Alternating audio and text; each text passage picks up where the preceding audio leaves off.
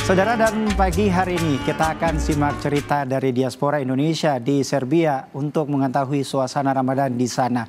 Sudah ada diaspora Indonesia di Serbia, Neti Kurniati. Selamat dini hari waktu Indonesia, Mbak Neti. Selamat malam waktu Serbia, Mas Brian. Tepatnya kalau malam, saat ini di sana jam berapa malamnya? Sekarang sudah pukul 20.40, Mas Brian. Oke, 20.40. Jadi kita bedanya 6 jam. Iya. Oke, baik. Nih, Mbak Neti, saya pengen tahu deh, untuk Ramadan kali ini, seperti apa sih sebenarnya suasana Ramadan di Serbia saat ini?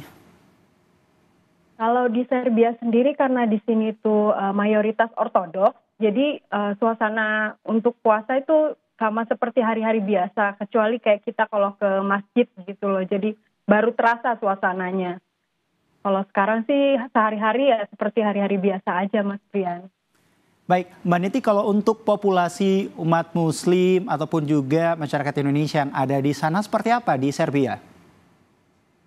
Kalau dari populasi di sini tuh nggak banyak ya. Jadi menurut catatan sih kayaknya sekitar hanya 4% dari 7 juta penduduk. Jadi Muslim di sini tuh hanya sekitar 200.000 orang, Mas. Nah, Mbak Neti, selama ada di Serbia, bagaimana Anda menjalankan bulan puasa sejak puasa dimulai sejak kemarin saat ini? Apakah Anda sulit untuk mendapatkan menu atau takjil untuk berbuka puasa? Kalau takjil ya nggak ada ya. Jadi kayak ya harus usaha sendiri. Jadi saya harus masak sendiri, bikin sendiri. Jadi kalau takjil itu nggak ada di sini. Oke, takjil kan nggak ada di sana, berarti kangen dong sama makanan yang ada di Indonesia. Tapi kalau misalnya berbicara soal makanan yang paling dirindukan deh, rindu atau pengen makan makanan apa nih saat berbuka puasa di sana? Pengennya tuh mie ayam abang-abang gitu loh, yang mie ayam kampung yang pakai ceker. Soal di sini susah nemu ceker ayam yang halal, itu nggak ada yang jualan. Oke, berarti memang sangat rindu dengan makan makanan yang berada di jajanan pinggir jalan seperti itu ya, Mbak Neti ya. Iya. Tapi kalau untuk kondisi di Serbia saat ini seperti apa, Mbak? Untuk pelaksanaan ibadah puasanya, apakah cuacanya dingin, panas, atau seperti apa? Ya, alhamdulillah sekarang itu kan masuk musim semi ya, Mas Brian. Jadi untuk suhu itu paling enak tuh seping seperti ini, musim semi. Jadi nggak terlalu panas dan juga nggak terlalu dingin. Jadi enak lah buat puasa menurut saya. Jadi cuaca itu mendukung banget untuk bulan ini ya, kecuali bulan musim panas. Nah, Mbak Neti, kalau untuk pelaksanaan sholat tarawihnya sendiri, ini apakah Mbak Neti bersama teman-teman lainnya dari Indonesia melaksanakan sholat yang tidak jauh dari tempat tinggal Anda, atau ada tempat yang memang sudah disediakan untuk sholat tarawih bersama? Kalau di sini itu untuk tarawih masjid tuh cuma satu di sini, namanya Masjid Bayrakli.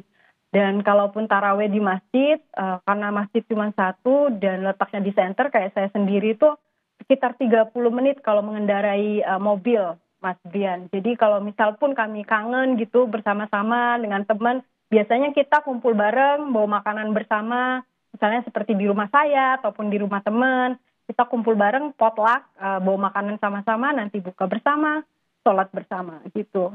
Seru sekali ya, potluck bersama, buka bersama, dan juga sahur bersama seperti itu. Nah, tapi selama Ramadan ini, seperti apa aktivitas teman-teman Indonesia yang ada di Serbia, Mbak?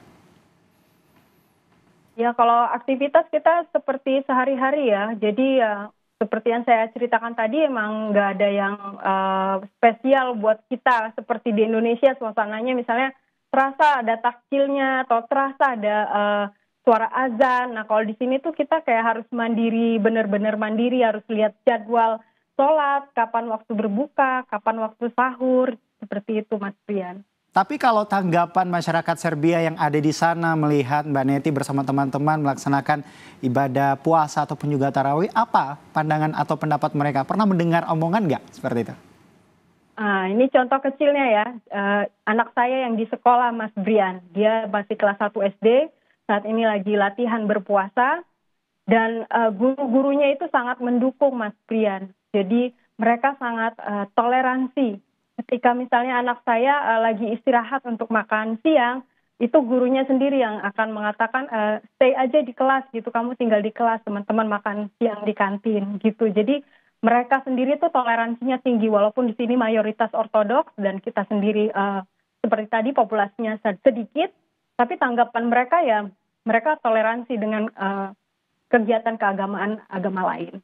Baik, mereka sangat toleransi ya Mbak. Tapi kalau untuk dari Kedutaan Indonesia sendiri yang ada di Serbia, apakah ada jadwal untuk buka bersama Kedutaan Indonesia yang ada di sana?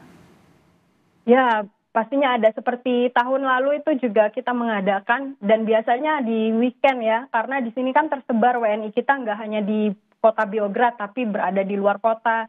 Jadi biasanya biar semua bisa kumpul, diadakannya di waktu weekend atau misalnya Jumat. Jadi semua orang bisa berkumpul. Ya, Mbak Neti, ini kan tentu balik lagi kita masih puasa kedua, ya kan? Nah, kalau untuk mendapatkan bahan-bahan pokok untuk membuat makanan menu berbuka puasa di sana sulit nggak? Kalau untuk yang berbumbu-bumbu Indonesia itu tentu sulit sekali ya. Jadi kita istilahnya udah banyak modifikasi. Kalau misalnya mau bikin makanan-makanan Indonesia itu kita benar-benar harus pinter cari-cari trik-trik khusus. Karena kalau untuk makanan Indonesia sulit. Tapi kalau misalnya ya bahan pangan seperti yang sehari-hari ya mudah. Seperti sayur aja di sini tuh kalau ke pasar tuh cuma ada wortel, kubis, itu adalah sayur tahunan. Jadi kalau mau cari kangkung itu sulit sekali, nggak ada. Kecuali di musim panas dan itu hanya ada di Chinese market gitu. Ya, Mbak Neti sepertinya dari yang Anda sampaikan sangat merindukan makanan-makanan Indonesia ya. Seperti bahkan sayur kangkung pun tadi sempat disebutkan sama Mbak Neti seperti itu. Nah tapi kalau misalnya untuk menu berbuka deh. Menu berbuka makan apa aja sih Mbak? Terus kalau misalnya sahur menunya tuh apa aja gitu selama 2 hari berpuasa ini? Oh iya, karena kebetulan anak-anak saya tuh suka banget tempe Mas Brian. Jadi kita bikinnya biasanya aku udah stok untuk tempe orak biar gampang. Jadi kalaupun terlambat bangun sahur biasanya udah siap kan tempe oraknya, terus tinggal ya bikin dadar telur kan cukup untuk bersahur gitu. Baik, Mbak Neti, kalau di Serbia sendiri untuk mendapatkan masjid-masjid bagi umat muslim yang ada di sana sulit nggak sih Mbak untuk menjangkau seperti itu masjid-masjid yang ada di Serbia? Iya deh, jadi di setiap wilayah itu ada yang punya masjid, tapi ada juga yang tidak. Nah, seperti di Beograd sendiri tadi saya sudah bilang di awal bahwa kita cuma hanya ada satu masjid di kota Beograd dan itu letaknya di pusat kota karena memang itu juga dijadikan pusat kebudayaan. Makanya dia cuma satu itu aja, jadi bisa dibilang sulit sekali untuk menjangkau masjid itu. Baik, terima kasih atas waktu Anda sudah berbincang seperti apa kondisi yang ada di Serbia dan juga masyarakat Indonesia yang ada di Serbia saat ini. Sehat selalu, selamat menjalankan ibadah puasa Mbak Neti dari Diaspora Indonesia yang ada di Serbia. Terima kasih. Terima kasih Mas Brian.